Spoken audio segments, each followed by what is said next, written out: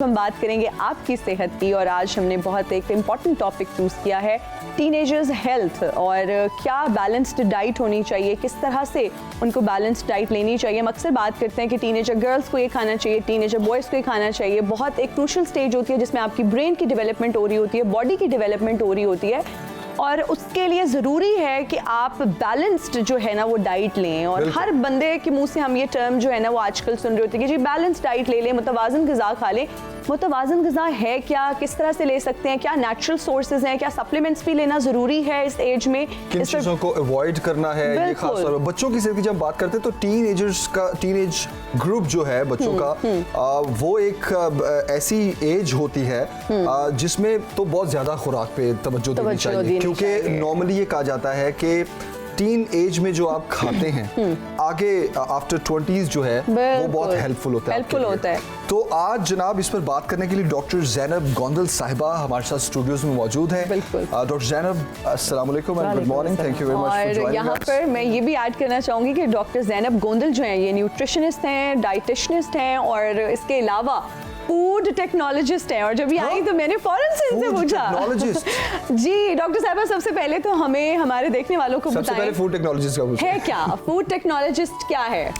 Basically जब भी हम कुछ खा रहे होते हैं हम उसकी न्यूट्रिशनल वैल्यूज़ को तो अब आके देखना शुरू हो गए हैं कि वो क्या होता है, किस तरह से वो बेनिफिशियल है या क्या हमारे लिए ये फ़ायदेमंद है, नुकसानदेह है। लेकिन अगर हम बात करें जो हमारे फूड प्रिजर्व्ड होते हैं या जितने भी प्रोसेस्ड फूड्स आते हैं जिनको हम frozen foods for example nuggets, kebab, koftas, हर चीज़ हमें मिल जाती है, वो सारा एक फूड टेक्नोलॉजिस्ट का काम है जो उसको पैक करवा के आप तक भेजता है कि आप सेफ एंड साउंड उसे यूज़ कर सकें अपनी डेली लाइफ में। तो फिर आपसे तो बड़ा खुल के बात हो सकती है क्योंकि जो प्रिजर्वेटिव और आई डोंट नो शायद आप हमारे साथ ये चीज़ें शेयर भी करें क्योंकि जो प्रिजर्वेटिव्स हैं वो तो खास तौर पर कहा जाता है कि प्रिजर्वेटिव से तो बचना चाहिए जिस हद तक भी मुमकिन हो सके। और फिर ये फ्रोजन फूड आइटम्स की आपने बात की, कोफ्तों की, नगेट्स की, इवन फ्राइज भी आजकल अवेलेबल हैं जो कि बच्चों को बहुत ज़्यादा पसंद होते हैं, इनफैक्ट हर एज ग्रुप के लोगों को बहुत पसंद होते हैं। क्या ये खाना ज़रूरी है? क्या इनको बिल्कुल इनसे बचना ज़रूरी है और क्या इनसे बिल्कुल दूर रहना चाहिए? क्योंकि लोग तो कहते हैं इसको खाना चाहिए ही नहीं। स्टार्ट किया कि टीनेजर्स की हम बात करेंगे, ठीक है। टीनेजर इज़ अ एज जो कि बड़ी स्पेशल होती है हमारी लाइफ में। उसमें एक बच्चा जो है वो बड़ी एडल्ट एज में जा रहा होता है, वो खुद को बड़ा हीरो हीरोइन समझ रहा होता है। मदर्स खाना लेके उनके पीछे फिर रही होती है लेकिन वो नहीं खा रहे होते क्योंकि वो समझ रहे होते हैं कि जो वो डिसाइड कर रहे हैं कि जो बाहर से बर्गर्स हैं, पिज़्ज़ाज हैं, फ्रोज़न फूड्स हैं वो बहुत अच्छे और बहुत हेल्दी हैं, जो कि बिल्कुल हेल्दी नहीं है। मैं बिल्कुल इस चीज़ को डिनाई करती हूँ। हमारे घर में दूसरे दिन का सालन कोई नहीं खाता लेकिन 2 महीने पुराने फ्रोजन फूड्स हम खा लेते हैं, ठीक है। चाहे उनमें प्रिजर्वेटिव्स ऐड करके उनको स्टोरेज बेहतर बना के आप तक पहुंचाया जाता है लेकिन still they are not safe at all, ठीक है। अगर हम कहते हैं कि करंट स्टेज पे वो आपको कुछ नहीं भी कह रहे, फॉर एग्जाम्पल, तो इन कमिंग 5 years 10 years वो आपको बहुत सारी बीमारियों के प्रोन करता है, जिसकी बहुत एक कह लें कि मिसाल मैं ये दे सकती हूँ कि कैंसर आज से इतने साल पहले क्यों नहीं था और आज उसकी रेशो बढ़ चुकी है, इतनी रेशो बढ़ गई है कि हर दूसरे इंसान में हम देख रहे हैं कि कैंसर जो है वो बहुत ज़्यादा है। और भी बहुत सारी बीमारियां हैं लेकिन मैं इसलिए इतना टारगेट इसको नहीं करना चाहूँगी कि हमारी ऑडियंस इतना ही ना डर जाए इस चीज़ से कि आप डराएं डॉक्टर साहिबा, मैं डराना चाहती हूँ लेकिन स्टिल आप देखें कि हम बच्चे को लंच बॉक्स में क्या देते हैं। नगेट्स ना दे तो वो नहीं खा के आता, लंच नहीं खाता। अंडा ब्रेड दें तो वो उसको प्रेफर नहीं करता, उसको शर्म आ रही होती है कि मैं अपने फ्रेंड्स में क्या बताऊं मैं आज अंडा ब्रेड लेकर आया हूं। क्योंकि बच्चों की हमने जो डेवलपमेंट की है, उनकी जो एक साइकी हमने क्रिएट की है वो हमने गलत कर दी है। हमने लोगों को, बच्चों को बहुत ज़्यादा मटेरियलिस्टिक बना दिया है। आइदर वो हमारा सोशल मीडिया है या हमारे खाने की प्रैक्टिसेस हैं या जो भी है, हमने बहुत ज़्यादा उनको एक गलत डायरेक्शन दे दी है जिसकी वजह से बच्चे जो हैं उनकी प्रायोरिटीज़ बिल्कुल डिफरेंट। बिल्कुल देखा देखी जो एक बच्चों के ज़हनों में चीज़ें जन्म लेती हैं वो सबसे ज़्यादा शो ऑफ कल्चर हो गया, मटेरियलिस्टिक हो गया, वो सबसे बड़ी रीज़न है इसकी कि मैंने ये खाना है और ये नहीं खाना। एग्जैक्टली। और ये आपकी कह लें कि जो डेवलपमेंट हो रही होती है ब्रेन की, उसके लिए बहुत ज़्यादा खराबी पैदा करती है। जैसे हम कहते हैं कि सेल्फ कॉन्फिडेंस बिल्कुल ख़त्म हो गया। आपकी पर्सनालिटी शैटर कैसे हुई है मैं आके बैठी हूँ, आप मुझे कहती हैं ज़ैनब ये आपने क्या आज पहन ली है, आप पे तो बिल्कुल सूट नहीं कर रहा। और बॉडी शेमिंग हमने इतनी कॉमन कर दी है अपनी सोसाइटी में कि हम उस चीज के बारे में बोलते हुए सोचते भी नहीं है कि क्या हम किसी को बॉडी शेम कर रहे हैं, और अगले की कितनी दिल आजारी हो सकती है। बिल्कुल, क्योंकि हमने एक पैरामीटर बना ली है, बाल ऐसे हो, स्किन ऐसी हो, कपड़े ऐसे हो, पर्सनालिटी ये हो, शूज ये हो, बैग ये हो। हम ब्रांड कॉन्शियस तो हो गए हैं लेकिन पर्सनालिटी कॉन्शियस नहीं। हम सेहत में भी हम ब्रांड कॉन्शियस हो गए हैं अनफॉर्चुनेटली। अच्छा, प्रिजर्वेटिव्स की इकसाम डॉक्टर साहब आप सबसे पहले तो बताइए, क्योंकि कुछ प्रिजर्वेटिव्स ऐसे होते हैं जो बहुत लॉन्गर टर्म उसकी फ्रेशनेस बरकरार रखते हैं। बिल्कुल, कुछ प्रिजर्वेटिव्स ऐसे होते हैं जिनकी 1 मंथ होती है आफ्टर ओपनिंग, आप उसको रेफ्रिजरेट करें और विद इन 1 मंथ आपने उसको खत्म करना है। इनमें डिफरेंस क्या है और ज्यादा खतरनाक कौन सा है? अच्छा, अगर हम प्रिजर्वेटिव्स की बात करें तो वो तो हम बहुत सालों से यूज कर रहे थे, लेकिन वो नेचुरल प्रिजर्वेटिव्स थे। वो क्या थे? सरसों का तेल था जिसमें हम अचार बना रहे थे, प्रिजर्वेटिव था। विनेगर था जिसमें हम अचार बना रहे थे, वो भी प्रिजर्वेटिव था। बिल्कुल। लेकिन अब के प्रिजर्वेटिव्स में और उन प्रिजर्वेटिव्स में क्या डिफरेंस था? एक तो वो नेचुरल और सिंथेटिक चीजों से था, और अब हम केमिकल्स ऐड करते हैं कि 4-4, 5-5 साल उसकी शेल्फ लाइफ को इनहैंस करने का। दूध जो है, अगर हम उसी की बात कर लें तो दूध की शेल्फ लाइफ आप इतनी कैसे बढ़ा सकते हैं? एग्जैक्टली। इवन उन शॉप्स पे जहाँ पे ना एसी है ना रेफ्रिजरेटर है, वहाँ पे भी दूध जो है वो बॉक्सेस में या इवन पैकेट वाला दूध जो है वो भी पड़ा हुआ है। वो खराब है या ठीक है, लेकिन हमारा एक माइंड सेट है हमने तो डब्बे वाले दूध की चाय पीनी है, मजा ही उसका। मजा ही उसका है, और वो टेट्रा पैक है, साफ है, हेल्दी है, हाइजीनिक है जी। हमारा ये कॉन्सेप्ट बन गया है। और वो धूप में पड़ा है, गर्मी में पड़ा है, वही ना, वो कोई नहीं टेम्परेचर को उस तरह से मॉनिटर नहीं किया जा रहा। अच्छा डॉक्टर साहब ये भी बताइएगा कि बैलेंस्ड डाइट एक ऐसा जुमला है जो हर जगह सुनने को मिलता है। वेट कम करना है जी, बैलेंस डाइट ले लो। बच्चे की नशोनुमा जरूरी है, बच्चे को बैलेंस डाइट दे। तो बैलेंस डाइट है क्या, क्या क्या इसमें चीजें आती हैं, क्या नेचुरल सोर्सेज हैं? फिर बहुत ज्यादा सप्लीमेंट्स की तरफ भी हमारा रुझान बढ़ गया है कि अच्छा विटामिन डी की कमी है, सप्लीमेंट खा लो। अच्छा जी, अब ये वाले कैप्सूल्स खा लो, अब ये बालों का गिरना है, बायोटिन ले लो, स्किन का जो है ना वो कलर नहीं फेयर, तो अब ये वाले कैप्सूल्स खा लो। ये भी बताएं। और फिर टीनेजर्स में बहुत ज्यादा है, क्योंकि वही बात है, बॉडी शेमिंग ज्यादा हो रही है, कॉम्प्लेक्सेस बढ़ गए हैं हमारे। इस पर भी प्लीज रोशनी डालें। अच्छा, बैलेंस डाइट क्या है? हमारे फूड ग्रुप्स हैं जिनमें हम कहते हैं कार्बोहाइड्रेट्स हैं, फैट्स हैं, प्रोटीन्स हैं। अब कार्बोहाइड्रेट्स क्या है? हमारे रोटी, चावल और दालें, ठीक है, या ओट्स हम कह सकते हैं, उनको भी हम कार्बोहाइड्रेट्स में डालेंगे। प्रोटीन क्या है? गोश्त है, चाहे वो मटन है, बीफ है, फिश है, चिकन है या दालें हैं, वो हमारे प्रोटीन है। अब फैट की अगर हम बात करें तो जो ऑयल हम पकाने में यूज कर रहे हैं वो हमारा फैट है। अच्छा, अब जैसे ही हम बात करते हैं बैलेंस डाइट की, आप सोचेंगे फ्राइड आइटम्स तो बिल्कुल इसमें से निकल जाने चाहिए, ऑयल का एडिशन तो बिल्कुल नहीं होना चाहिए, लेकिन फैट भी हमारे लिए जरूरी है। गुड फैट में क्या है? देसी घी आप यूज कर सकते हो, ऑलिव ऑयल आप यूज कर सकते हो, लेकिन उसको यूज कैसे करना है वो बहुत मैटर करता है। अच्छा डॉक्टर साहब, बटर भी क्या यूज कर सकते हैं हम? घर का जो अक्सर दूध के ऊपर से बालाई आती है और वो बटर, वो भी गुड फैट। बटर से ही देसी घी बन रहा होता है। चीज के स्लाइसेस आजकल मार्केट में आते हैं, घर पर भी बहुत सारे लोग जो मार्केट वाले, यही मैं सवाल बोल रहा हूं कि जो चीज स्लाइसेस हैं उनमें भी प्रिजर्वेटिव्स हैं ऑफ कोर्स। एग्जैक्टली। लेकिन आपने एक चॉइस करनी है। अगर हम देखें हमारी मार्केट्स फुल ऑफ कह लें कि फूड्स है, और हमने अब कभी बाहर जा रहे हैं किसी भी रेस्टोरेंट में, बाहर शॉप करने जा रहे हैं अपनी ग्रोसरीज को, आपने उसको प्रायोरिटाइज करना है which is less harmful and which is better, ठीक है। बहुत ज्यादा हार्मफुल क्या है, कम हार्मफुल क्या है, आप दोनों में से डिसाइड करके एक चीज चूज कर सकते हैं। और घर पे भी तो बना सकते हैं। एग्जैक्टली।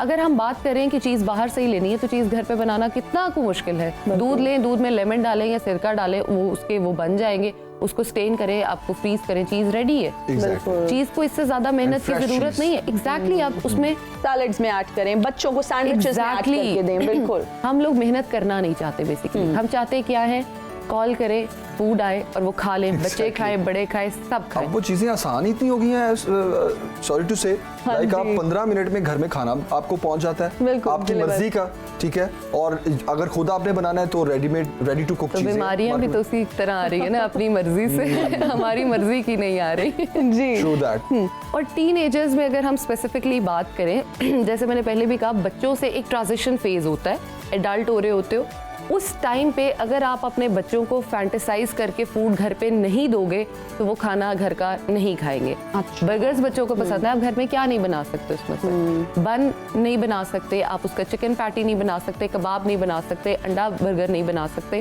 क्या नहीं बना सकते? Exactly. फ्राइज हैं, आप घर पे बनाने में कितना टाइम लगता है? बिल्कुल कोई टाइम नहीं लगता। अच्छा, घर पे अगर हम बनाते हैं फ्राइज और ऑयल हम यूज करते हैं, दे आर फाइन, मतलब उनमें खाने में कोई इतना खास मसला नहीं है। अच्छा, इस चीज़ को मैं ज़रा लोगों को ये अवेयरनेस अक्सर देती रहती हूँ, और वो ये है कि वन टाइम इन्वेस्टमेंट है, एयर फ्रायर ले लें। एयर फ्रायर ले लें, उसमें अपने सारे फ्राइड आइटम्स जो हैं वो बनाएं। एयर फ्रायर मैं बता भी देती हूँ, एयर फ्रायर बेसिकली हवा से पकता है खाना आपका, बहुत स्लाइट ऑयल के साथ, आपके बच्चों के लिए बहुत हेल्दी है।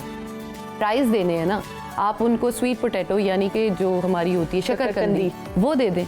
सेम है, देखिए आप अपने बच्चे को बचपन से ही शकरकंदी के फ्राइज खिलाएंगे, उसको दूसरे फ्राइज का पता ही नहीं है। बच्चे को नहीं पता कि सॉफ्ट ड्रिंक क्या है, लेकिन बच्चे हम जब उसको स्कूल देते जाएंगे हैं। और उसका दोस्त दूसरे वाले फ्राइज खा रहा होगा तो वो घर आके पूछेगा कि मामा आपने मुझे ये वाले फ्राइज और खिलाए आपको थे। नहीं लगता डॉक्टर साहिबा, हमने भी बच्चों के लिए इंसेंटिव्स जमील सेट कर दिए हैं कि आप ये कंप्लीट करोगे होमवर्क, मैं आपको फलां जगह से फलां वाला बर्गर लेके दूंगी, फलां जगह से फ्राइज खरीद के दूंगी, फलां वाली आइसक्रीम लेके दूंगी।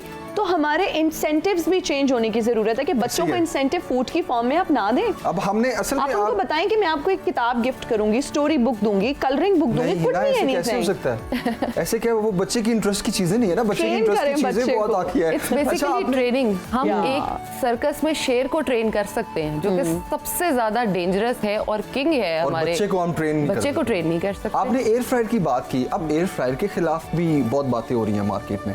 देखिए, जो चीज कि वो नहीं आती अच्छा है सेहत के लिए। उसके अगेंस्ट अब बात करें, माफियाज होते हैं, वो अपनी तो प्रोटेस्ट Theories. कोर्स करेंगे ना, क्योंकि हर चीज के लिए हर चीज बंदा possibilities positiveness counter argument available होता है। एग्जैक्टली। आप तो ये बात करेंगे, ज्यादा पानी पीने के भी लोग खिलाफ हैं। हाँ जी, यस, बिल्कुल ऐसे ही है। अच्छा, आप कार्बोहाइड्रेट्स, प्रोटीन्स और फैट्स की बात करी थी, प्लीज उसको जरा कंप्लीट कर लें ठीक है। कि बैलेंस डाइट में पूरे हफ्ते का चार्ट क्या होना चाहिए टीनेजर फ्रूट्स बच्चों भी के इसमें लिए? ऐड कर दें, जो जो चीजें हैं बाकी भी, अंडा, दूध, दही। सबसे पहले तो ये कि अगर आप अच्छी स्किन चाहते हैं, अच्छे बाल चाहते हैं, एक अंडा लाजमी डेली खाएं। अंडा खाने से ना मुंह पे दाने बनते हैं, अंडा खाने से ना आपको गर्मी होती है, तो दारा बच्चों को अंडे दें। ना ब्लड प्रेशर हाई ना होता है। ब्लड प्रेशर हाई होता है। अगर आप उस पर नमक और काली मिर्चें डाल के नहीं खा रहे बहुत ज्यादा, तो आपको ब्लड प्रेशर नहीं होगा, और बच्चों की एज में तो बिल्कुल नहीं होता। Cholesterol, uric acid, blood pressure, ये बड़े लाइक आफ्टर 30s के मसले हैं। आते हैं पहले भी, लेकिन बहुत कम केसेस हैं, लेकिन आफ्टर 30s के मसले हैं। प्लीज इनको अपनी बीमारियां अपने बच्चों में ना डालें। हम करते क्या है जी, मैं तो मिर्चे मसाले नहीं खा सकती तो बच्चों को भी ना दे, मैं तो टमाटर नहीं खा सकती, डॉक्टर ने मैदे के लिए मना किया, बच्चे को भी ना दे। भाई क्यों ना दे?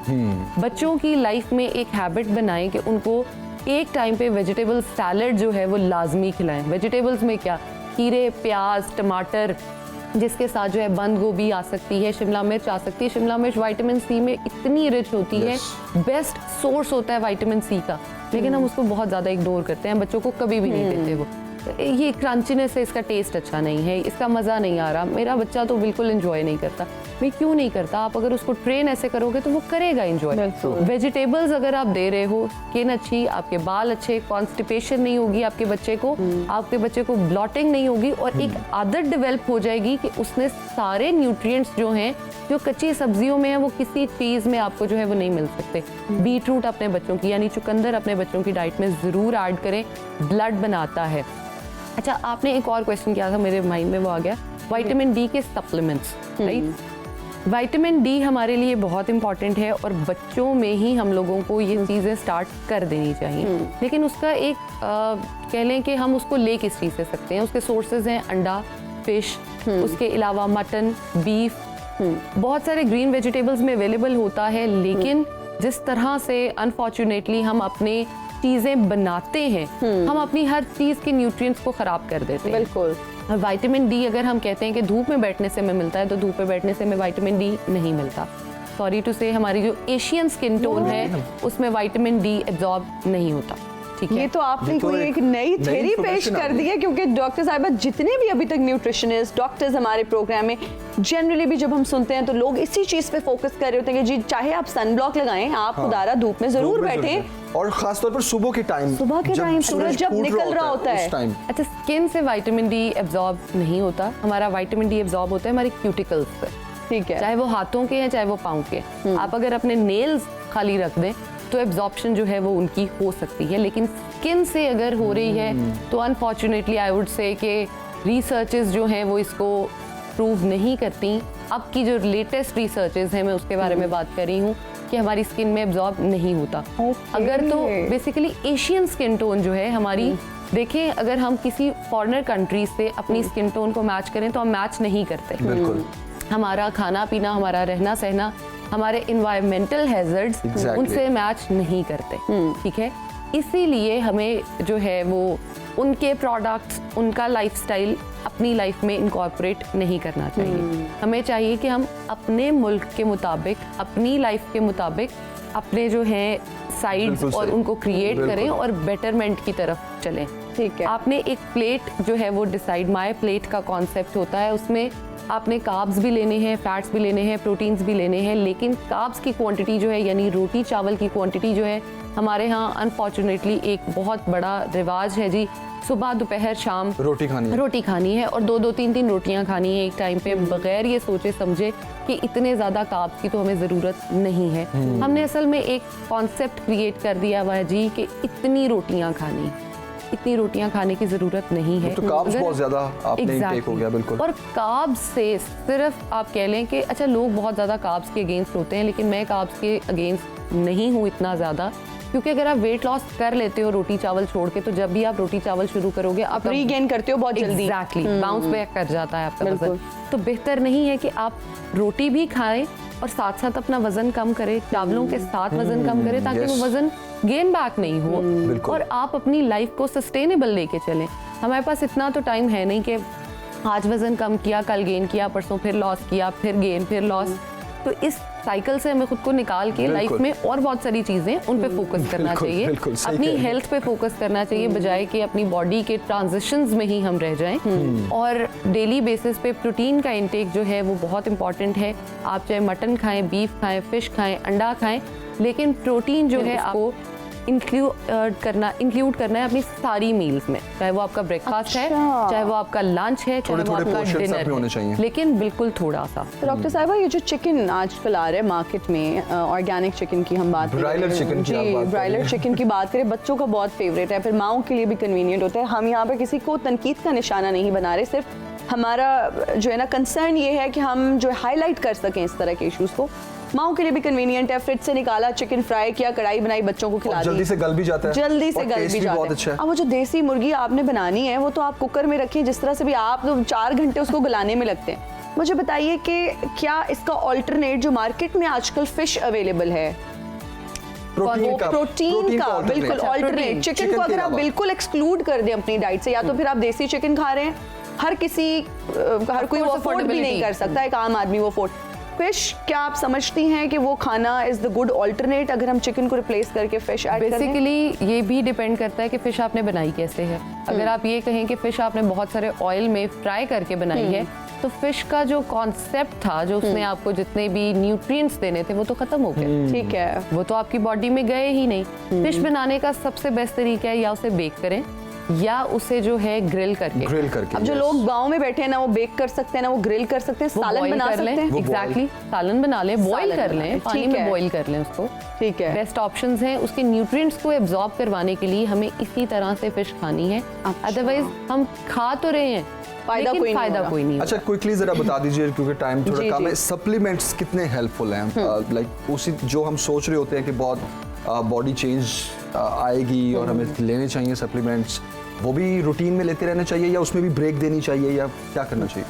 सप्लीमेंट्स हमारे लिए इम्पॉर्टेंट उन लोगों के लिए हैं जिन लोगों में बहुत ज़्यादा डेफिशिएंसीज हो जाती हैं। फॉर एग्जांपल मेरे में विटामिन सी की बहुत ज़्यादा डेफिशिएंसी हो गई है, ठीक है।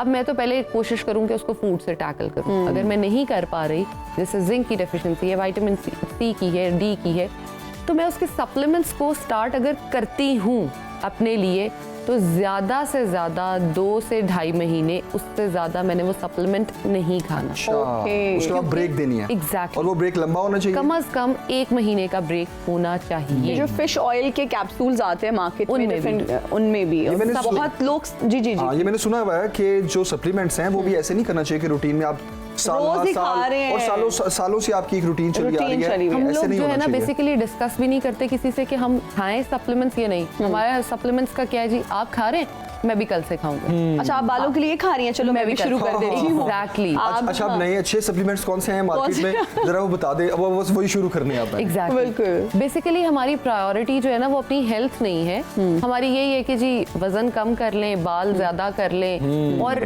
बाद में फिर हम लोग रो रहे होते हैं कि हम लोगों ने अपनी बॉडी हेयर्स भी बढ़ा ली है। बिल्कुल। कि हमने इतने ज्यादा वो सप्लीमेंट्स यूज किए। बिल्कुल। स्टीरॉयड्स एंड पता नहीं उनमें क्या क्या और होता है, आपके हार्मोन्स इम्बैलेंस हो जाता है। डॉक्टर साहब, थैंक यू सो मच, बहुत शुक्रिया। और हम जरूर इंशाल्लाह आपको फ्यूचर में भी बुलाएंगे और बहुत सारे और भी डिस्कस टॉपिक्स पर करेंगे। बात करेंगे। इतना ज़्यादा आपने अच्छे तरीके से इस टॉपिक को कवर किया। अभी और भी बहुत सारी डायमेंशंस है जिस पे बात हो सकती है, लेकिन चूंकि हमारे पास टाइम उतना ज़्यादा नहीं होता और हम कुछ बेसिक्स ही आज डिस्कस कर पाए हैं। आपकी तशरीफ आवरी का बहुत ज़्यादा शुक्रिया।